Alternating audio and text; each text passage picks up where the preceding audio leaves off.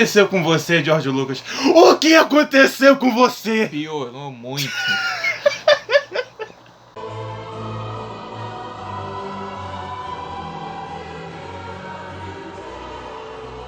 Inauguração aqui do nosso quadro Fatiando Diretores. Nosso primeiro escolhido, George Lucas, porque a carreira é curta. Então, e o Star Wars novo tá saindo. O novo Star Wars tá saindo, a gente tem que cumprir, se lembrar dos velhos dias onde melhores diretores dirigiam esses filmes, né, e não tinha que cumprir cota e essas coisas. Melhores diretores, mas foi o pior da nova Hollywood, né?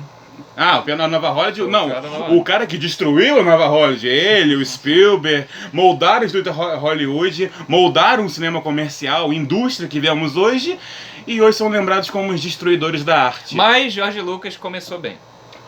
Não, e bota bem nisso, porque você vê o George Lucas, ele é uma pessoa muito interessante, uma personalidade muito interessante, porque ele nem sempre foi esse magnata que vende os direitos pra Disney e fica nessa boa vida de bilionário aí. Ele era um criador, ele tinha uma síndrome de querer se provar como um autor dentro da Hollywood. É um filme de autor. Sim, não.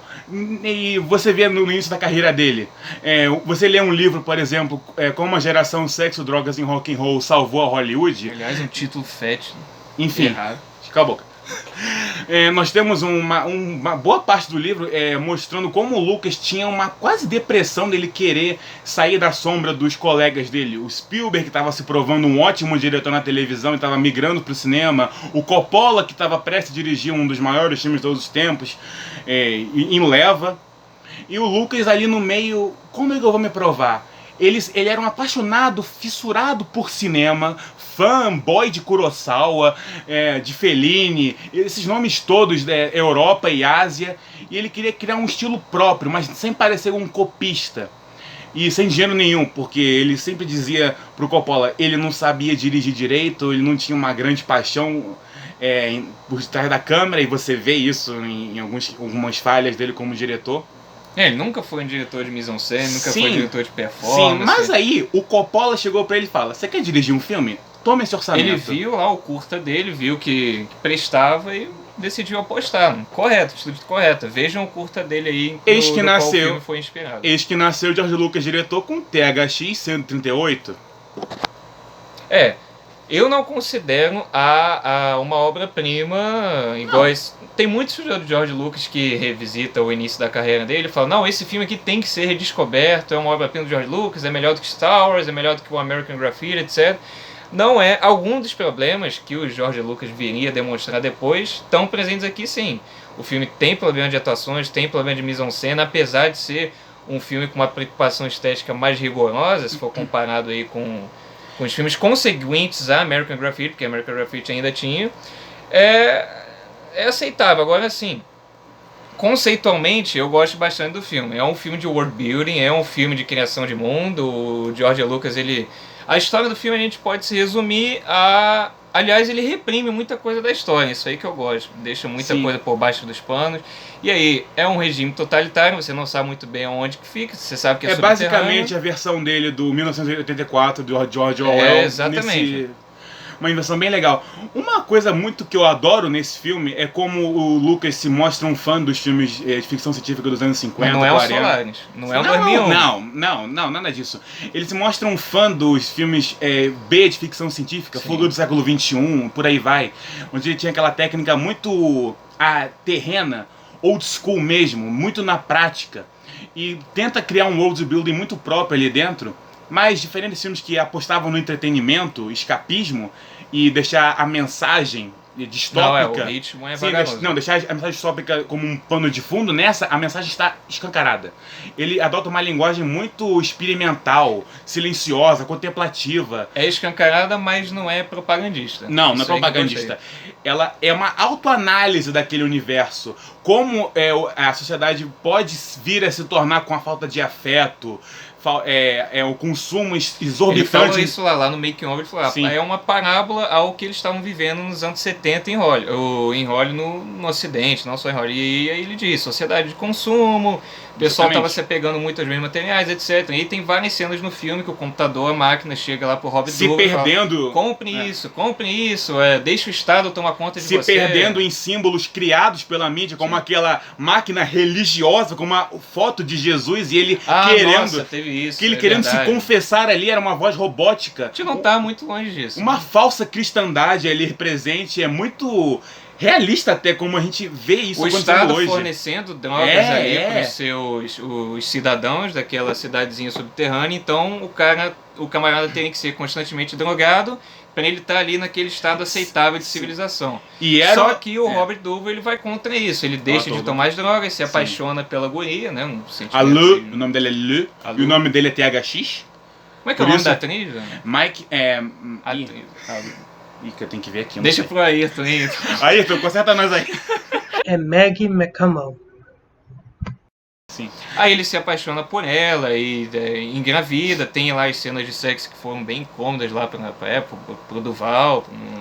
Sim, porque. Mas são cenas de sexo que você vê uma intimidade muito realista. A forma como eles se tocam, trocam beijos. Foi muito carnal, você vê que é uma coisa. Eles não estão acostumados com aquilo e. E pra um cara que não sabe dirigir atores, o Duvall e Elton, ótimos até em cena. O Duvall eu acho que tem alguns problemas. Em que quesito? Eu acho ele muito. Acho que falta. Se bem que casando com a proposta do filme, de inexpressividade, eu até entendo.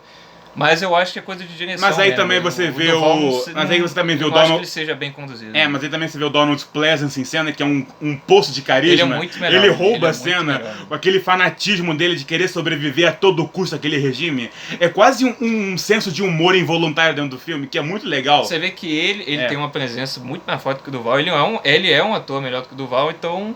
A falta de direção, a falta de experiência, aliás, o primeiro filme dele de direção com atores, não acho que tenha afetado tanto o Pleasence. Agora com o Duvall, acho que ficou ali caminhando no meio termo. Acho que pro final, que acontece lá uns ápices dramáticos mais evidentes pra trama, acho que ele falha ali em entregar uma intensidade maior. Mas nessa ausência de um som presente, de umas emoções, você vê o quanto o filme é agonizante de forma proposital. A trilha você se sente sufocado a cada cena. Você não quer viver naquele universo, porque é tudo muito claustrofóbico, fechado, controlado. Você não sabe em quem confiar, porque você se sente no lugar do personagem do THX. Você é uma realidade muito assustadora. Aí, apesar disso, eu gosto desse contraste da realidade, do world building com o tema mais afetuoso, da descoberta, do amor, etc. O Robert Duvall não interpreta ainda o herói que sai da sua casa, né? Ele só ia começar isso no Star Wars, mas ele ainda começa aqui a pavimentar aquela jornada de protagonista dele de fugir àquela realidade, descobrir, marasmo, se revelar. exatamente. Tanto que esse filme também termina com o pôr do sol, não começou em Star Wars, né? Verdade. Foge lá do buraco, tá lá. Aliás, um final lindíssimo. Pôr do sol. Que dá até a nova Hollywood adora filmar pôr do sol. Timino, Spielberg, todos eles estavam. Ele tinha que cumprir a cota, né? Da época. Cumprir a cota da nova Hollywood. Mas é um final quase trágico dele conseguir fugir, mas e agora? Pra onde ir?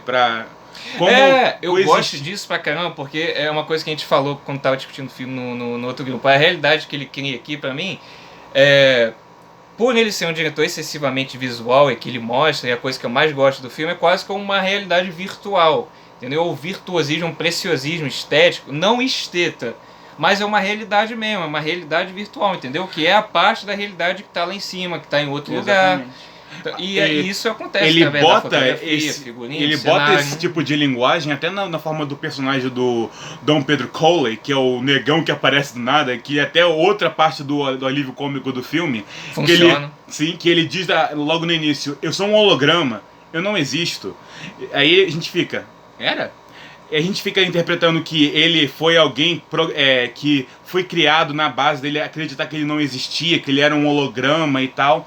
Aí no final, quando ele bate o carro e vão ver o carro dele, ele desapareceu. E a gente fica, caraca, o holograma nesse ponto ele conseguiu criar vida própria.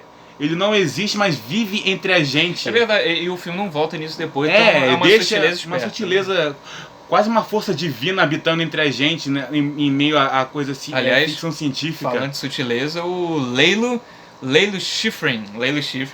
O compositor. Não, o cara é brabo, o cara é brabíssimo. Brabíssimo. Olha, só nessa década a gente pode citar um uns 5 que já copiaram alguns acordes específicos que ele usou aqui. O próprio Vangelis em Blade Runner, você até vê uns acordes e fica assim... Senhor, Vangelis, de onde você tirou isso? E assistam a versão do diretor, tá? Porque as inserções nesse foram justificadas, eu acho que melhora bem o filme. Ele adiciona efeitos de fundo, cenas que estavam faltando. Aliás, não é difícil de encontrar, porque a única versão que você geralmente encontra agora é a do diretor sendo exibida por aí. A não ser aqueles bichos lá no final, no túnel, né? Que ficou uns macacos estranhos que aparecem lá e ficou... Esse fascínio do Jorge Lucas por criaturas já não é de hoje. Porra! Ó, concluindo então, não é o melhor filme de George Lucas, não é o pior, tem um Ameaça Fantasma aí, né? Então, já que os nossos contribuintes aí, algum dos nossos espectadores pediu, a gente vai botar a nossa notinha, o Ayrton vai inserir aí pra gente a notinha embaixo. Mas no Frigir dos Ovos, eu gosto do trabalho de câmera nesse filme, gosto da cenografia, gosto da construção de mundo, tenho problemas com a dramaticidade, tenho problemas com o Duvall, mas tenho problemas com a mise-en-scène também, que o Lucas não vai consertar no restante da carreira. Não é um filme de mise-en-scène, é um filme com boa câmera, mas não com boa mise-en-scène. Ele tem conceitos de mise-en-scène muito bons, mas que eles não são colocados em consonância de forma madura ainda. Então, eu boto aqui meus 4 de 5 e teu veredito aí. O senhor é um hater. Pitacos demais. Too much. Tem que falar a verdade. O senhor é muito crítico. O cara é fanboy de George Lucas. Eu não sou fanboy. Não sou fanboy. E falo assim, não é um grande filme, mas ele é muito interessante, a linguagem dele é muito legal. O sci-fi do Robert Wise é o melhor. Sim, mas calma aí. Você vê o George Lucas é muito apaixonado pelo que ele quer criar, e é um filme que é muito atrativo nesse quesito. Você admira muito pela coragem dele, pelas ideias dele e pela mensagem que ele quer deixar no final. E foi criticado injustamente na época, flopou hard. Novidade para um filme da nova Hollywood, novidade pro gênero, né? Sci-fi, em bom sci-fi, primeiro momento é mas mesmo sendo um filme quase inassistível pela linguagem que ele aborda, silencioso, experimental, babá, é muito interessante você revisitar o filme, estudá-lo, essas coisas. E pra quem é fã de cinema hardcore mesmo, é um filme bem apetitoso pra você ver várias coisas interessantes. É isso. Apetitoso, é experimental, mas eu ainda acho que um experimentalismo quadrado. Mas ainda assim, experimental fica aí a nossa Bom, pelo menos não é assim no próximo filme que a gente vai abordar dele. Não é assim no próximo filme, um filmaço. Que é o melhor do George Lucas e não é Star Wars. Não é Star Wars. E é isto. Tem alguma coisa... Fato...